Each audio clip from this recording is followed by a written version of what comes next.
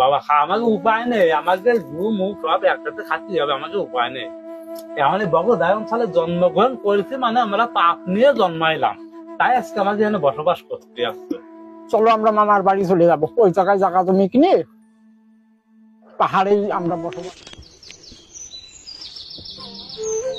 মাঝি পাল তুলে দে, হেলা করিস না, মাঝি পাল তুলে দে, হেলা করিস না। ওরে বাবা, ওরে বাবা, ওরে বাবা, একটু জল খেয়ে নি, আবার গেছি।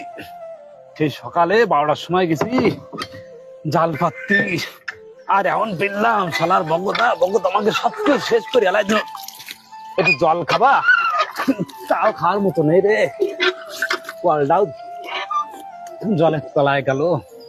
শালা কত মন্ত্রী মিনিস্টার খালি কথা দে যে তোমাকে জল ছাড়ানোর ব্যবস্থা করিয়ে দেবো, কোন তোমাকে কথা রাখলো না রে। আমার বাড়ি ঘর দূর, শোনার সংসার ছিল আমার, দেওদি কি আজ অবস্থা, সব জলের তলে চলে গেছে। কি খাবো, কনে থাকবো, সেও নেই। ও ভালুর মা, বাড়ি আছো নাকি? ও ভালুর মা, শালার বিটিটাও যে কনে গেল, দুটো খাতি যদি পারে, আর তো কোনো কাজ নেই, এই পাড়া ঠাপানি ছাড়া আর কোনো কাজ নেই। আমি যে বিটাটা খাটতি মরলাম, সেদিকে তো খেয়াল নেই। আর সবার ডাওয়ায় তো সেই রাম, একটুও বাবার কথা ভাবে না। ওইসি এই গদ দুয়ার গুলামুলা এই জলের তলে চলিয়ে গেছে, দানমান কয়টা পাড়িয়ে মিচিয়ে ফেলায় দে, পায়খানা কলটা তলায় গেছে। কইছি যে একটু উঁচু এরিয়া দিস, কেন দিন খাবে আর জিগের মারিয়ে বেড়াবে। ও ভালুর মা গেছে কনে এখন?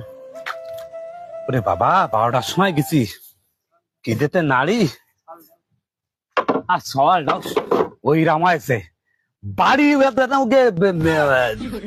মানে তত্ত্ব হয়েছে না, বাড়ি টিকতে না।